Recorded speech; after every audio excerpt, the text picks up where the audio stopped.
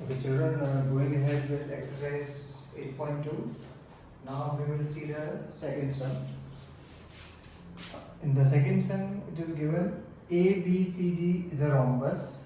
It's a rhombus means all sides are equal. And second, that diagonals bisect at 90. Rhombus की दो चीजें मालूम है कि diagonal bisect at 90 and all sides are equal. ये है ABCD के. ठीक है, ये रोम्बस है, ये आपको गिवन है.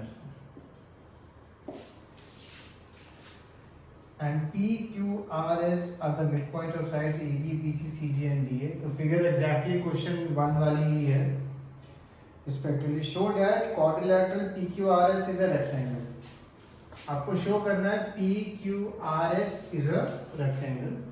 जैसे मैंने आपको बोला था कि जो फर्स्ट पार्ट है, फर्स्ट क्वेश्चन जो हमने किया, इसमें हमें एक नॉर्मल क्वाड्रिलेटरल दिया था जो रोम्बस में नहीं था, एबीसीडी, और उसके हमें मिड पॉइंट जो ज्वाइन किए थे, हमने उस फिगर को क्या प्रूव किया था, पैरेललोग्राम.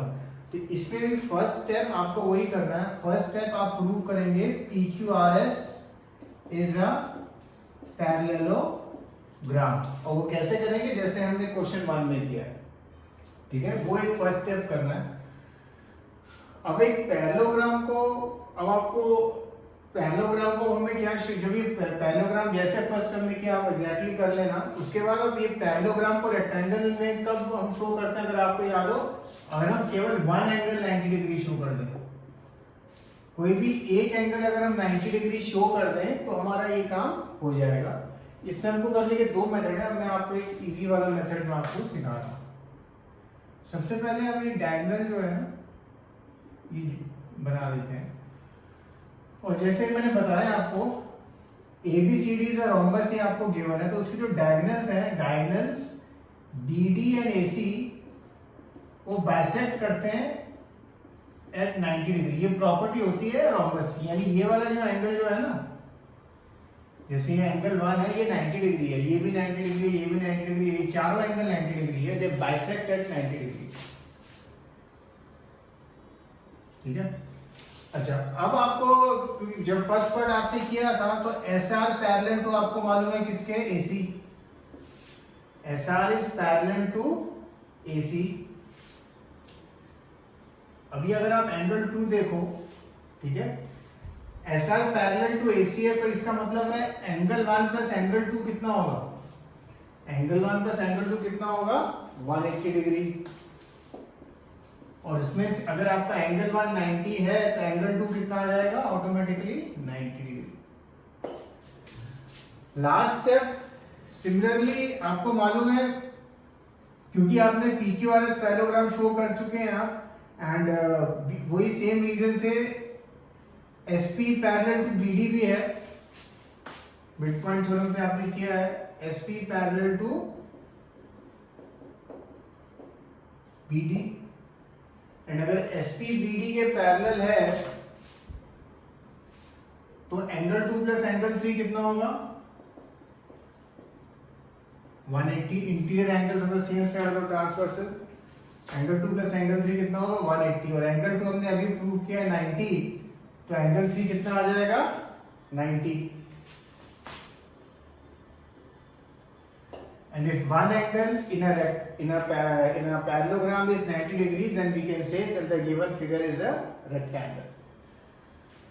So again मैं इस सम को एक्सप्लेन कर रहा हूँ. Question number 2. सब फर्स्ट स्टेप आप ये फिगर बनाएंगे. जब फिगर बनाएंगे आप रियलाइज करते हैं फिगर एग्जैक्टली क्वेश्चन 1 से सेम है. तो सबसे पहले जैसे क्वेश्चन 1 में किया था, फर्स्ट स्टेप आप PQRS को पैरेललोग्राम शो कर देना. उन्हीं स्टेप से आप पैरेललोग्राम शो कर देना. जब PQRS को पैरेललोग्राम शो कर दो, उसके बाद ये डायगोनल्स बना देना. और जब डायगोनल बनाओगे, ये ऑलरेडी बनाई दी होंगे आपने, क्योंकि फर्स्ट में भी यूज होता है. तो आपको मालूम है SR पैरेलल टू AC, तो SR पैरेलल टू AC, तो ये जो एंगल 1 और एंगल 2, इन दोनों का सम कितना होता है, 180. Interior angle of the same side of the transversal. Angle 1 already given है 90, क्योंकि डायगोनल बाइसेक्टेड 90 होता है, ये प्रॉपर्टी है रोम्बस की. और फिर 1 प्लस 2 आप 180 लिखेंगे तो 2 आ जाएगा 90. और उसी मेथड से SP पैरेलल टू BD, तो फिर 2 प्लस 3 अगेन आप जब 180 लिखेंगे तो एंगल 3 आपके पास आ जाएगा 90. तो ये है क्वेश्चन नंबर 2। अब हम देखेंगे क्वेश्चन नंबर 3। ये क्वेश्चन 1, 2 एंड 3 जो है ये सॉर्ट ऑफ इसी तरह से हल्के से इंटरलिंक्ड है, इसलिए हम इनको 1 बाय 1 करते हैं जिससे आप लोग को कंफ्यूजन नहीं हो, ना आप लोग उनको आराम से कर पाए। क्वेश्चन नंबर 3 रिलेटिवली थोड़ा फास्ट होता है क्वेश्चन नंबर 2 से, उसमें एक प्रॉपर्टी है जो हम यूज कर लेते हैं। एनीवे क्वेश्चन नंबर 3 है ABCD इज अ रेक्टेंगल। ये गिवन है आपको। अब ABCD एक रेक्टेंगल है, ये चीज आपको गिवन है। PQRS are the midpoints of AB, BC, CD, DA and DA respectively. Show that the quadrilateral PQRS is a rhombus. अब आपको शो करना है PQRS की भाई रोम्बस है, ये आपको प्रूव करना है। ठीक है।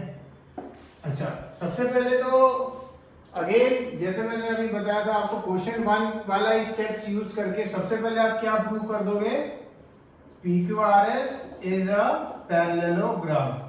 अच्छा, अभी इस वाले सम में भी एग्जैक्टली जो क्वेश्चन 1 वाला स्टेप है करके आप क्या प्रूव करोगे, PQRS is a parallelogram। तो इसलिए ये अगर आप देखेंगे थर्ड सम है जिसमें क्वेश्चन 1 वाला प्रूफ आ रहा है, तो अब तक तो आपको शायद you must be remembering it only.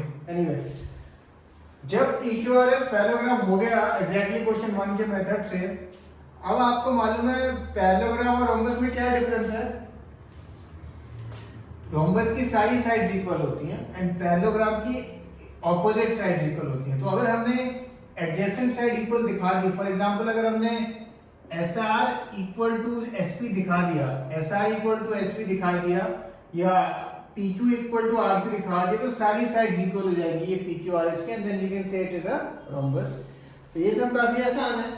ये कैसे होएगा, सबसे पहले ये रेक्टेंगल आपको गिवन है। रेक्टेंगल की प्रॉपर्टी होती है कि उसके डायगोनल इक्वल होते हैं, यानी AC इक्वल टू BD। ठीक है, AC equal to BD, half AC will be equal to half BD, half AC will be equal to half BD। And अब आप हाफ AC की जगह हम क्या लिख सकते हैं, SR, एंड हाफ BD की जगह क्या लिख सकते हैं, SP। और वो क्यों लिख सकते हैं, वो मिड पॉइंट थ्योरम जो है वो जैसे ट्रायंगल आप लोग ऑलरेडी लगा चुके होंगे जब आप पैरेललोग्राम प्रूव करोगे, बट जैसे ट्रायंगल DAB में अगर आप देखें S and P are midpoints, therefore SP is parallel to BD and SP is half of BD। तो इसलिए हाफ AC की जगह SR, हाफ BD की जगह SP, या रीजन आप लिख सकते हैं by midpoint theorem। and if SR is equal to SP, therefore अब आप लिखेंगे in a parallelogram if adjacent sides are equal then the given figure is a rhombus। तो ये 3 सम जो थे और स्पेशली क्वेश्चन नंबर 2 एंड 3, इसमें कई बार बच्चों को कंफ्यूजन होती है, तो ये ध्यान रखना। जो क्वेश्चन नंबर 2 था उसमें आपको एक रोम्बस दिया था और हमने उसको रेक्टेंगल प्रूव किया था, और क्वेश्चन नंबर 3 में ये जो क्वेश्चन नंबर 3 हमने किया है अभी, इसमें आपको ये गिवन था ये एक रेक्टेंगल है और ABCD, और फिर जो बीच वाली फिगर है उसको हमने फिर क्या प्रूव किया है, रोम्बस। तो ये ध्यान रखना कि किसमें आप क्या कर रहे हो, तो इसलिए प्रॉपर्टीज ध्यान रखना इज एसेंशियल। Okay, cheers.